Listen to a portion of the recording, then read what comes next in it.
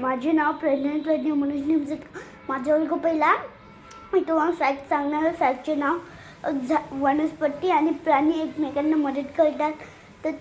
तर मेंढी झाडांची पानं खातात आणि ते खाताना झाडांच्या काही बिया मेंढीच्या केसात अडकून जातात आणि मग मेंढी जेव्हा चालते तर काही बिया खाली पडून जातात आणि त्यापासून वनस्पती तयार होतात. आणि वनस्पती तयार झाले की त्यापासून खूप मोठे जंगल आणि मग यावरून आपल्याला हे कळते की प्राणी आणि वनस्पती एकमेकांना मदत करतात.